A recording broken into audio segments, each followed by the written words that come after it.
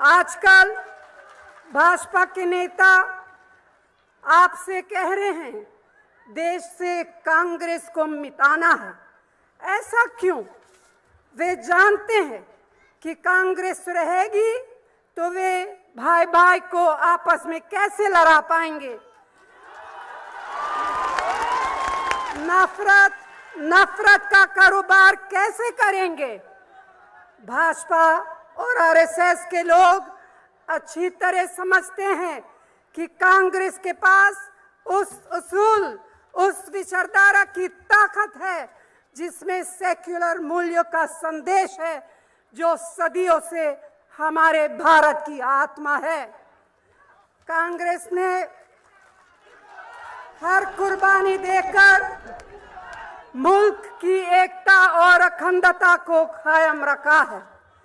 सीधे साधे मेहनती और ईमानदार लोगों की देशभक्ति पर भी वह उंगली उठा रहे हैं और उनका मानना है कि जो उनकी सोच का समर्थन नहीं करते वे देश या प्रदेश छोड़कर चले जाएं। मैं भाजपा उनके संगठनों से साफ साफ कहना चाहती हूं कि भारत की सभी संतानों का खून पसीना इस मिट्टी में शामिल है। जो लोग इस देश को ऐसी सोच की तरफ ले जाना चाहते हैं जिसमें उदारता, बराबरी और खुलेपन का कमो निशान नहीं है, उन्हें समझना चाहिए कि जब तक कांग्रेस का एक एक कार्यकर्ता जिंदा है तब तक ये कभी नहीं होने देंगे।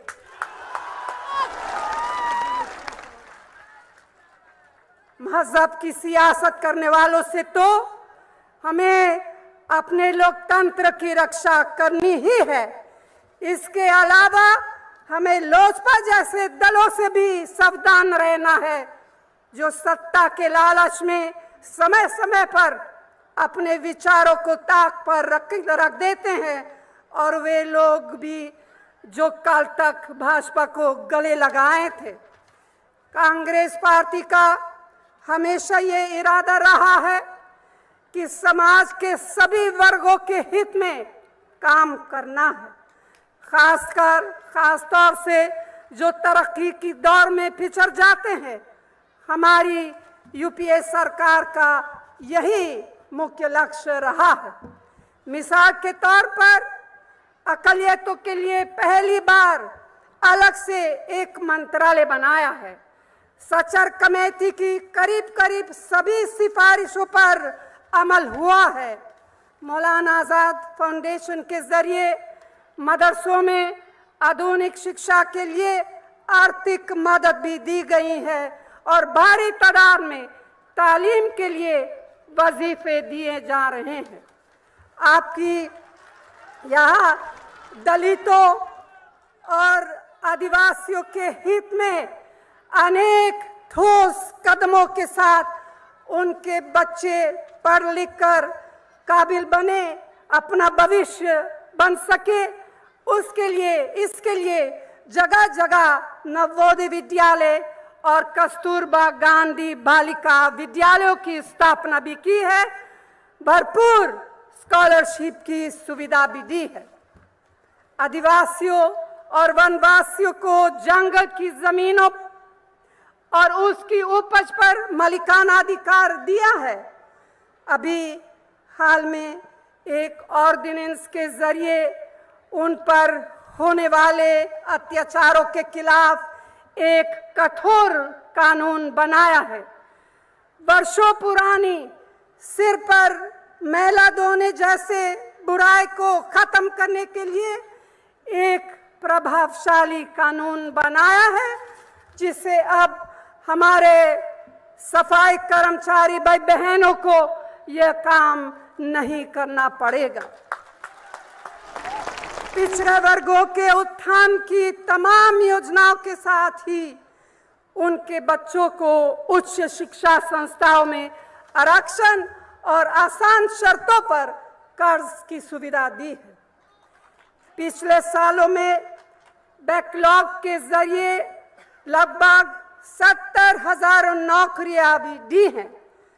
हमने समाज के सभी वर्गों को कानूनी तौर पर अधिकार दिए हैं, जैसे कि 14 वर्ष तक के सभी बच्चों को मुफ्त शिक्षा का अधिकार दिया है।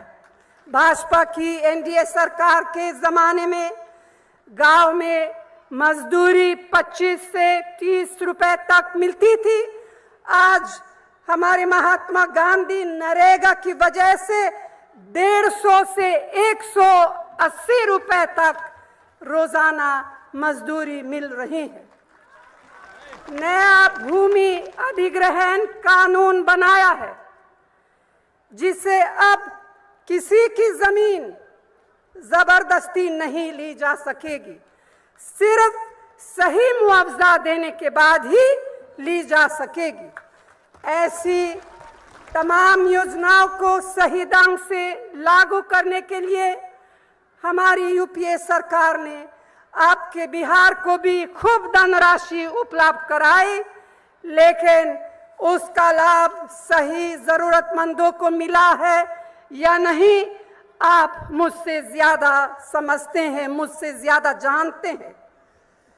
लेकिन दुख की बात है कि भाजपा के लोग आजकल मंद स्वर में कह रहे हैं कि इस तरह की गरीबों के उत्थान की योजनाओं को वह बंद करेंगे। आप अंदाजा लगा सकते हैं कि भाजपा के गरीबों के प्रति क्या हमदर्दी है। भाइयों और बहनों, श्री नरेंद्र मोदी कांग्रेस के ऊपर भ्रष्टाचार के बड़े बड़े उल्टे सीधे इल्जाम लगाते हैं, देश भर में इधर उधर जाते हैं और हमारे ऊपर हर तरह के गलत इल्जाम लगाते हैं। अगर भ्रष्टाचार को रोकने के लिए किसी ने कदम उठाए हैं तो कांग्रेस पार्टी ने उठाया है। अगर हम भ्रष्टाचार पर लगाम नहीं लगाना चाहते तो क्या सूचना के अधिकार जैसा कानून बनाते हैं? इसी के वजह से कई भ्रष्टाचार के मामलों का पर्दाफाश हुआ है, दोषियों को सजा मिली है। मैं पूछना चाहती हूं, क्या भाजपा की सरकारों ने इस तरह के कदम उठाए हैं? क्या वे गुजरात में ऐसे कदम उठाए हैं? आपको मालूम है कि गुजरात में 10 साल तक लोकायुक्त को अपॉइंट क्यों नहीं किया गया? फिर भी ये दावा करते हैं कि संसद में अपराधियों को बाहर करेंगे। लेकिन गुजरात के मुख्यमंत्री ये तो बताएं, हमको जवाब दें कि उनके मंत्रालय में ऐसी छवि के जो लोग आज तक बैठे हैं उन्हें बाहर क्यों नहीं निकाला?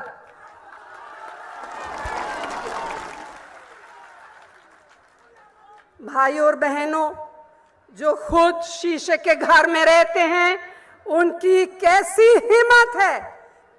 हिम्मत है दूसरों पर पत्थर फेंकने की। हमारे ऊपर आरोप भी लगा रहे हैं कि आतंकवाद से लड़ने में हम कमजोर रहे हैं। मैं आपको वह समय, वह दौर भी याद दिलाना चाहती हूं जब भाजपा की एनडीए सरकार केंद्र में 6 साल चली थी। उस दौरान आतंकवादी घटनाओं में देश के हजारों आम लोग और रक्षाकर्मी मारे गए हैं।